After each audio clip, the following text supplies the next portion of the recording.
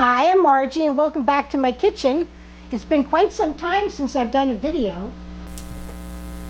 Today I'm going to make buttermilk pancakes from this company. I think it's pronounced Krusteaz. Somebody can help me with that because it's hard to believe that's actually what it's how you pronounce it. But anyway, these buttermilk pancakes are really have a wonderful flavor, and they're so easy to make in the morning. I can just throw them together, and actually they would be great if I'm having a brunch and people can eat pancakes, because I think they would really enjoy these. And this recipe, I'm just going to make a small recipe, and it calls for 1 cup of mix and 1 2/3 of a cup of cold water. Makes 6 to 7 pancakes.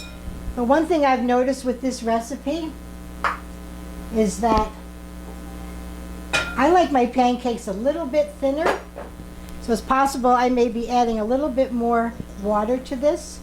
It doesn't mind if you do that.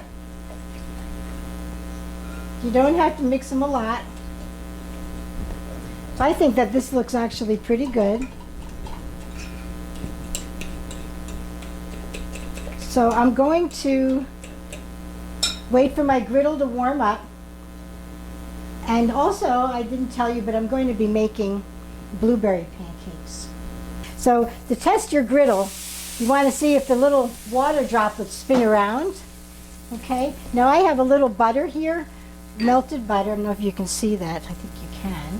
So what I'm going to do is I'm going to take a little bowl, put a scoop of pancake batter in, and a handful of blueberries. Give it a little gentle toss.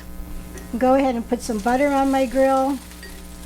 Use my spatula to get this out so I get all the pancake batter out. Try to put the batter in the middle. You can spread your blueberries a little. You don't have to put so many blueberries in, but I like to toss them in there. That way the blueberries are sort of in the pancakes rather than, oops, I forgot my butter. Oh no, no butter. You could spread that around a little bit, get those flat.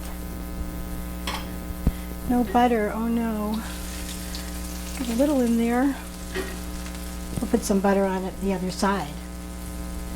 So as you see, that one's already really doing well. So I hope everybody has some good maple syrup. But if you don't like, if you like just the pancake syrup, that's fine too. But I do have maple. So I use real maple syrup. That's important to me, but I'm using a mix. So I do care about some things, is what I guess the point is. But if you've seen some of my other videos, you know how important good food is to me.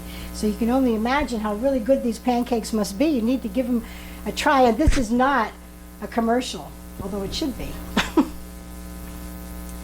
This is doing pretty good. Let's see. And I'm flipping this with my right hand so I'm left-handed. Whoop. There we go. So this will be done just like a cake in the oven. When it is ready, you can press down on it and it will spring back. So it hasn't really puffed there. It's starting to puff up now. So this one's getting those little bubbles.